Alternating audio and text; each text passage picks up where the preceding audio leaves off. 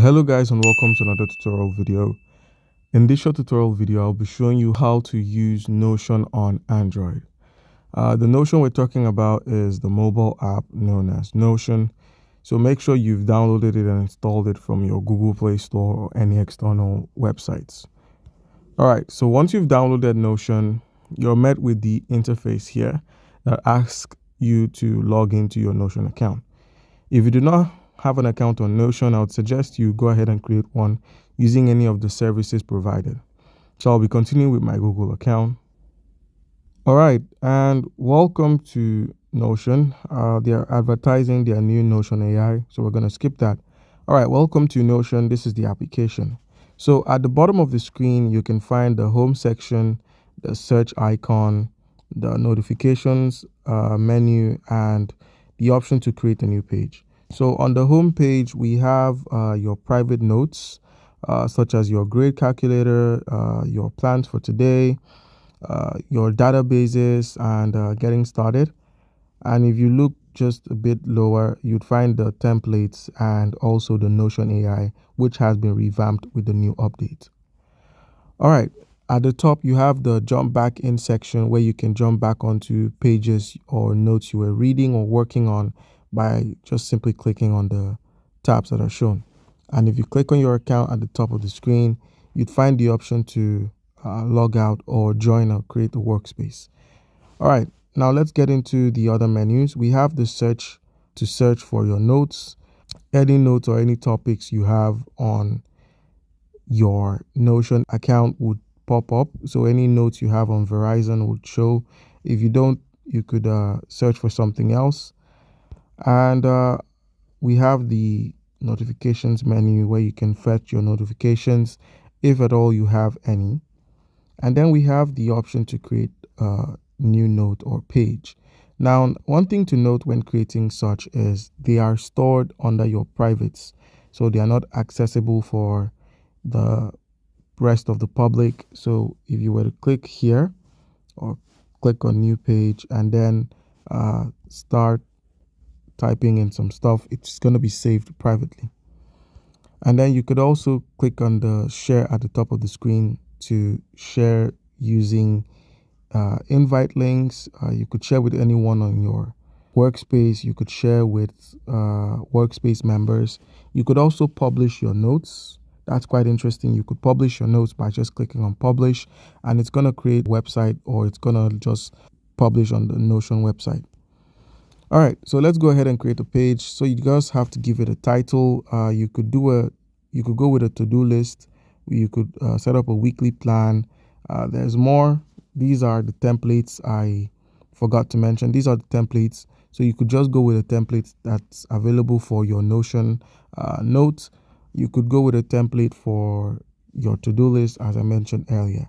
So let's just call it. Right. So once you've entered, there's also an option to add an emoji to your title. All you need to do is make use of the emoji on your own keyboard.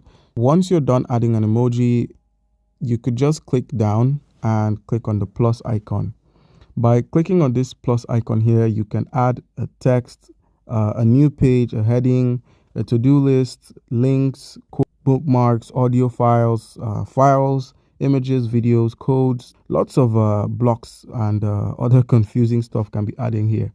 So for this, I'm just going to be going with heading 2 and just call it. All right, as you can see here, we have a horizontal row where you could use the voice recording option that's voice to text. You could add images from your gallery. And if you click on this A's, you could bolden your text, underline your text, italicize your text. Now, if you were to click on the comments option, you could simply add a comment to your text. You could also attach a file, and you could also tag someone. So let's go ahead and tag myself. And you've added a comment. As you can see, it pops up on the screen. And if you scroll a bit more, there is the option to outrightly tag on your text and delete the whole page. Now let's get into the Notion AI. So we have a face or something that looks like a face here.